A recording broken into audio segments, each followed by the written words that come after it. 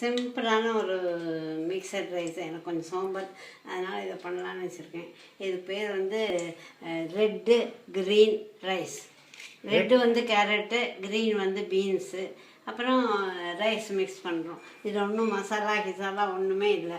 இதுக்கு வேணுங்கிற பொருள் வந்து ஒரு டேபிள் ஸ்பூன் எள்ளு ட்ரையாக வறுத்து வச்சுருக்கேன், ஒரு டேபிள் ஸ்பூன் கடலைப்பருப்பு, அப்புறம் இதை வந்து காரம் வேணும்னா மிளகு போட்டுக்கலாம், இஞ்சி, பச்சை மிளகா, உப்பு, தாளிக்கிறதுக்கு 2 துளியுண்டு சோம்பு, துளியுண்டு ஜீரம், அப்புறம் இதோட ஒரே ஒரு பட்டை துளியுண்டு, ஓகே, கடலைப்பருப்பு, ஒரே ஒரு பட்டை, எள்ளு, இஞ்சி, பச்சை மிளகா, அந்த காய்கறி இதை அப்படியே போட்டு வதக்கலாம். கடித்து சாப்பிட்ருவா. எங்களுக்கு வந்து கொஞ்சம் லேசாக வேக வச்சுருக்கேன். அப்புறம் சாதம், நம்ம வடித்த சாதம், இந்த சாதம் வேணால் போட்டுக்கலாம். இதை வந்து ஃப்ரை பண்ணியிருக்கேன். இதை வந்து கொஞ்சோண்டு ஒரு 2 ட்ராப் எண்ணெய் விட்டு, ஒரு டேபிள் ஸ்பூன் கடலைப்பருப்பு, 2 பட்டை, இது வந்து ட்ரை ரோஸ்ட். இல்லை எப்போவுமே ட்ரை ரோஸ்ட் பண்ணோம். அப்புறம் இஞ்சி, பச்சை மிளகா, உப்பு, அதெல்லாம் உங்களுக்கே தெரியும். இந்த காய்கறி வேக வைக்க வேண்டாம், பொடியாக நறுக்கி அப்படியே போட்டு வதக்கலாம். எங்காத்தில் வேணுங்கிறதுக்காக நான் வேக வச்சுருக்கேன். இப்போ பண்ணலாமா? கொஞ்சோண்டு எண்ணெய் விட்டுருக்கேன், விட்டு கொஞ்சோண்டு ஜீரம், எண்ணெய் பத்தலை அதனால போடலாம். அப்புறம் கொஞ்சோண்டு சோம்பு. சோம்பா? இதுக்கு அந்த கடுகுலாம் இல்லை, அதெல்லாம் ஒன்றுமே வேண்டாம். அது வெடிச்ச உடனே இஞ்சி, பச்சை மிளகா, கருவேப்பிலை. இது பேஸ்ட்டாகவும் போடலாம். இஞ்சி பச்சை மிளகா பேஸ்ட் கிடைக்கிறது, அதையும் போடலாம். இங்கே அதெல்லாம் கிடையாது, நான் வந்து இருக்கிறத வச்சு தான் பண்ணுவேன். அது வெடிக்கிறது, அதோட இஞ்சி பச்சை மிளகா போட்டுருவேன்.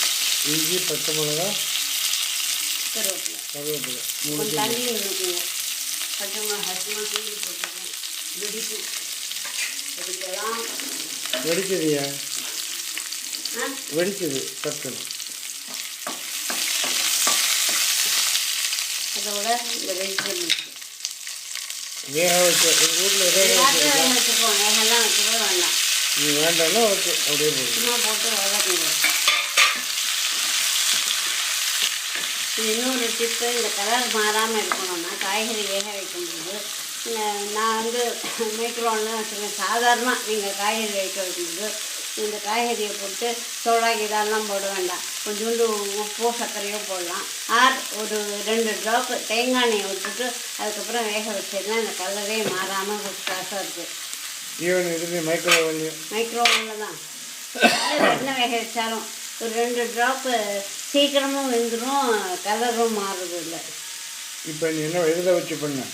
நான் பண்ணது நான் வேக வைக்கணுங்கிறதுக்காக மைக்ரோவேன்.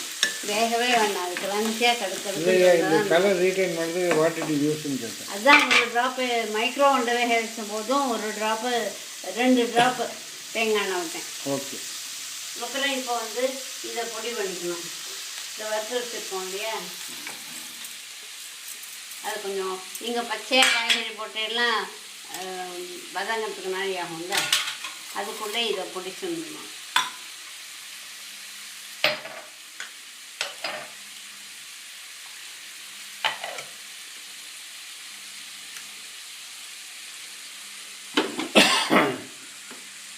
ரெடியாக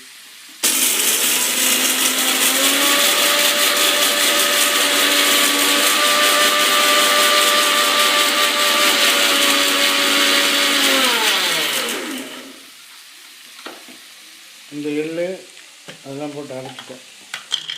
எள்ளு, கடலைப்பருப்பு, ஒரே ஒரு பட்டை.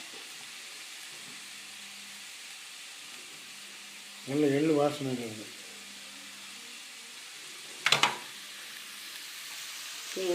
வதங்கி ஓகே. அதுக்கு தேவையான உப்பு போட்டேன். இது சாதம் இருக்கு இல்லையா, உப்பு போட்டேன். உப்பு நீங்கள் எப்போ வேணால் போட்டுக்கலாம்.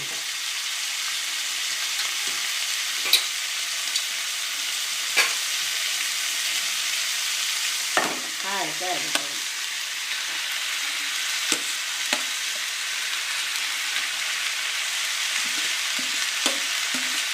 basmati rice இல்லை, சாதாரண ரைஸ். உங்கள் ஊரில் பஸ்மதி ரைஸ்லாம் ஃபாரின் கண்ட்ரிஸ் உங்கள் இதில் பஸ்மதி ரைஸ் தான் கிடைக்கும். அதான் சீப்பு.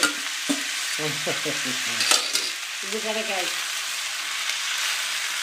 இப்போ நல்லா கலந்து கலந்துட்டு நல்லா கலந்துக்கும். இந்த பொடி பிடிச்சி வச்சுருக்கோம் இல்லையா,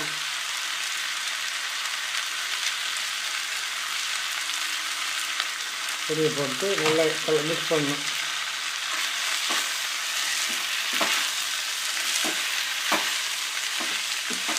இந்த எள்ளு போட்ட வாசனை நல்ல எள்ளு வாசனை ஜம்மன் ஆகுது. இதில் ஒன்றுமே இல்லை.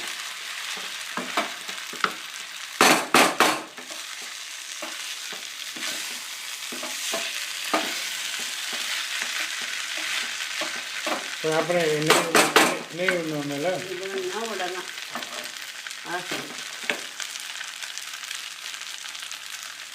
கொஞ்சம் உப்பு போதாது உப்பு. அவ்வளோதானா? அவ்வளோதான். மேலே நெய் விட்டு இறக்கிட வேண்டியதான். அவ்வளோதான். மேல் நெய் விட்டுடுங்க, இறக்கிடுங்க. இதுக்கு பேர் என்ன? Red green rice. Red and green rice பண்ணி பாருங்கள். ரொம்ப ஈஸியாக இருக்கும், நல்லா இருக்கும்னு நினைக்கிறேன். All the best. தேங்க்யூ.